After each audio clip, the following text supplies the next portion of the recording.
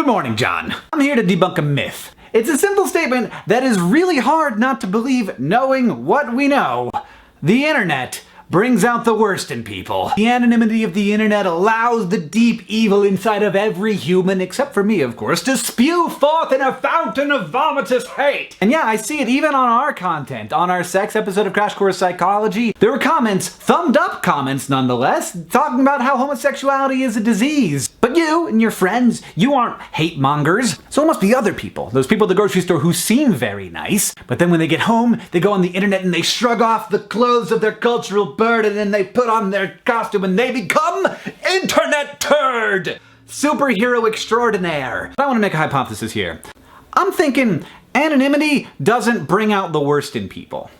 It just brings out the worst people. Imagine, if you will, a D-bag. This person goes on the internet and he says nasty things to people. He's racist and he's sexist. He doesn't have a lot of friends because he doesn't like people, and people also don't like him. In the physical world, this human is entirely invisible. We have no idea they exist. But on the internet, he not only gets to express his views to lots of people, those people then engage with him. It's a kind of exercising of power. He gets to get a rise out of people. It's thrilling. It's not scary like doing it in real life would be. It's a rush. This person isn't like a sweetheart all day long and then goes home and becomes a D-bag. He's a D-bag. The reason you don't run into internet trolls in real life isn't because they're normal people with deep evil inside of them. It's because trolls don't talk to people in real life. Because nobody likes them. By the way, this entire episode is conjecture. I've got no research to back this up, but it would be fairly easy research to do because I think internet trolls would be super excited about filling out surveys that graduate students in psychology gave them because they probably love to talk about themselves. Understanding those people is really important because I think the narrative of the hateful internet negatively affects the culture of the internet. People hear and believe that comments are a nasty place. They are certainly a much more nasty place than we tend to interact with in the real world. The result is that fewer and fewer normal, not trolly people interact in those spaces, and they get worse and worse. While at the same time we prove over and over again that the internet can actually be a place where lots of really cool and great things happen. Wattpad and Tumblr and Facebook and YouTube and like cool things happen.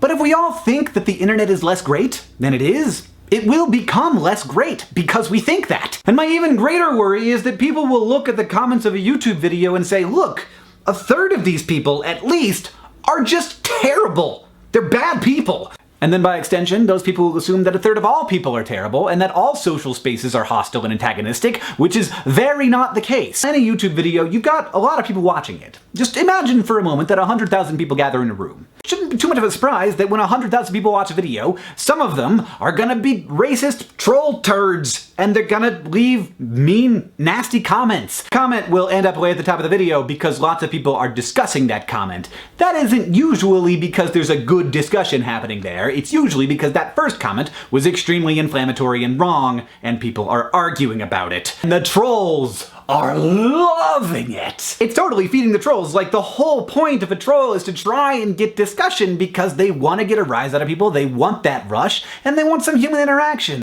Just let me guarantee you, as a person who has met a number of people, most of them, like 90% of them, are good. They're good people because culture tells them to be good, not because they're afraid of being found out and they're waiting for that moment where they can be anonymously evil, but because they're people, just like you and just like me. John, I'll see you on Tuesday.